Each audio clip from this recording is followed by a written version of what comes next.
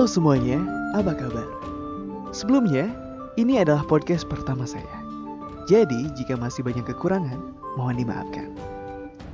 Oh iya, sebelumnya saya mau memperkenalkan nama terlebih dahulu.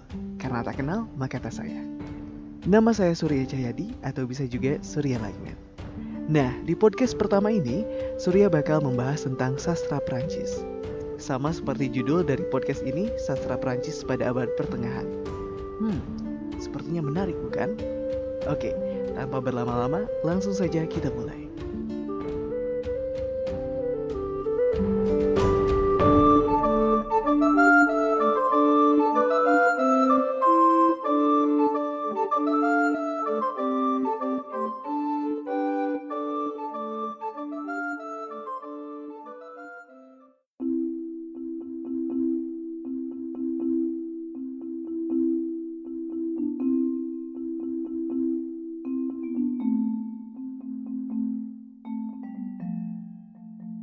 Abad Pertengahan dimulai pada masa pemerintahan UKP pada abad ke-9 dan diakhiri pada masa pemerintahan Charles VII.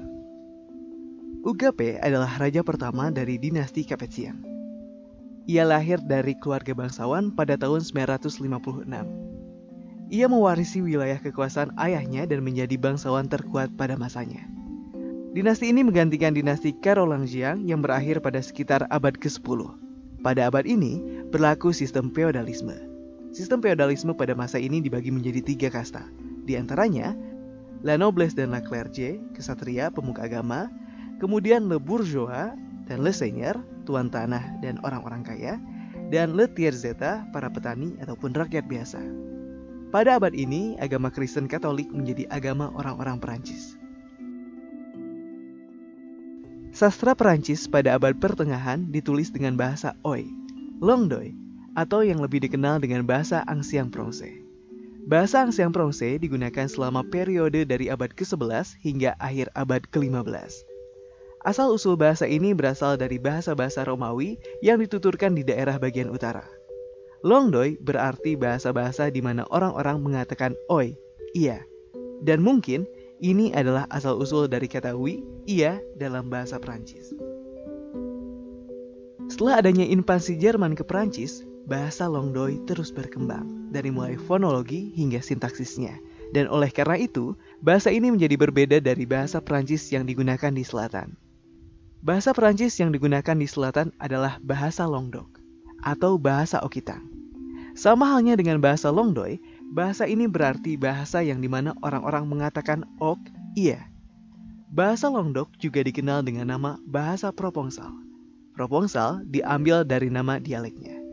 Di antaranya dialek-dialek Prancis kuno termasuk Bourguignon, Champenois, Franc-Comtois, Francien, Gallo, Lorrain, Normand, Picard, Poitevin-Saintonge, dan Wallon.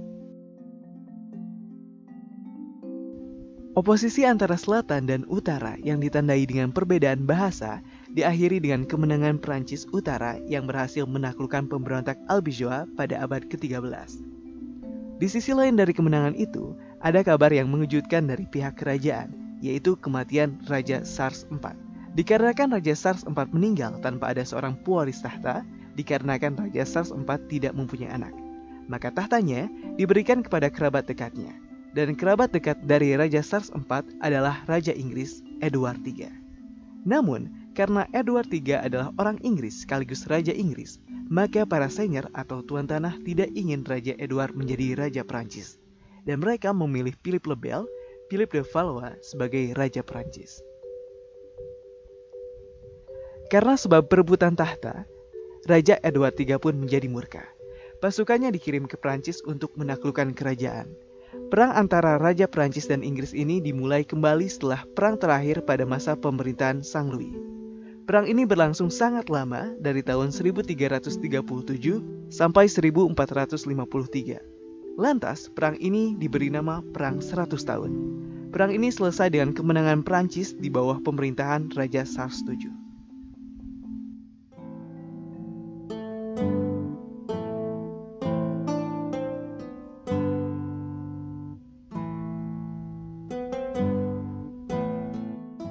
teks-teks sastra Prancis paling awal yang ada berasal dari abad ke-9. Tetapi sayangnya, sangat sedikit teks sebelum abad ke-9 yang dapat bertahan. Penulis-penulis sastra Prancis pada abad ini adalah Les Jongleurs, Les Clercs atau pemuka agama, dan para penyair. Les Jongleurs adalah orang-orang yang menghibur para masyarakat, para tuan tanah, dan lainnya. Bisa dikatakan menghibur publik. Les Jongleurs beraksi di jalan-jalan. Mereka biasanya menceritakan kisah-kisah cinta dan juga kisah-kisah para santa. Terkadang, mereka memperagakan aksi-aksi ketika bercerita dengan mimik wajah. Bisa dikatakan juga mereka adalah pembaca syair-syair. Karya sastra pertama yang ditulis dalam bahasa Perancis lama adalah Kehidupan Orang-orang Kudus, La Saint-Hilaire de Saint-Eulalie, yang ditulis sekitar pada tahun 880, yang berupa puisi pendek yang menceritakan kemartiran seorang gadis muda. Kehidupan para santa Prancis kuno yang paling terkenal adalah La Vie de Saint Alexis, pada pertengahan abad ke-9. Karya ini menceritakan seorang santo yang melarikan diri dari rumah keluarganya di Roma pada malam pernikahannya dan tinggal sebagai petapa di Suriah, sampai sebuah suara mistis mulai memberitahu orang-orang tentang kekudusannya. Selain dari karya-karya puisi, di abad pertengahan juga ada drama. Drama pada abad ini disebut dengan le drame religieux atau drama religi. Kenapa drama religi? Karena pada abad ini, masyarakat Perancis masih kental dengan hal-hal berbau agama, tepatnya agama Kristen Katolik. Pada awalnya, drama-drama ini hanya dramatisi ritual, terutama dalam ritual-ritual yang berhubungan dengan Natal dan Paskah. Drama ini dimainkan oleh para pendeta dengan menggunakan bahasa Latin dan dipentaskan di gereja. Setelah itu, drama-drama dipentaskan di halaman-halaman para tuan tanah, aula ruang makan, dan pada akhirnya di ruang terbuka. Drama-drama yang terkenal pada saat itu adalah Roger d'Adam pada tahun 1150, ditulis dalam bait berirama bersuku 8 dengan menggunakan bahasa Latin, yang mengisyaratkan bahwa itu ditulis oleh pemuka agama berbahasa Latin untuk masyarakat umum. Le Miracle de Théophile karya Rouletabille pada tahun 1265 dan Le Mystère de la Passion pada tahun 1450 karya Arnold Greva. Sebagian besar produksi sastra dalam bahasa Prancis kuno berupa ayat. Perkembangan prosa sebagai bentuk sastra ada di akhir abad pertengahan. Bahasa Prancis tidak memiliki aksen stres yang signifikan yang tidak ditentukan oleh jumlah ketukan, tetapi oleh jumlah suku kata. Paling umum 10 kata deksasilab, 8 suku kata oktosilab, dan 12 suku kata alexandrin. Ayat-ayat dapat digabungkan dengan panjang yang berbeda dan kadang-kadang berirama. Dan aturan ini disebut dengan les. Pilihan bentuk-bentuk sajak pada umumnya ditentukan oleh genre. Epos Perancis lama, La Chanson de Geste ditulis dengan 10 suku kata.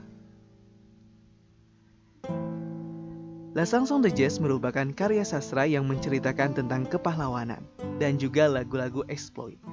Puisi-puisi epik kepahlawanan biasanya disusun dalam 10 suku kata. Lebih dari 100 Chanson de Geste bertahan dalam sekitar 300 manuskrip. Tema utama epos Perancis paling awal adalah tentang Charlemagne. Siapakah Charlemagne? Charlemagne atau Charles le Grand adalah seorang kaisar dan raja bangsa Franc. Ia dinobatkan menjadi kaisar pada tahun 800 oleh Paus Leon III.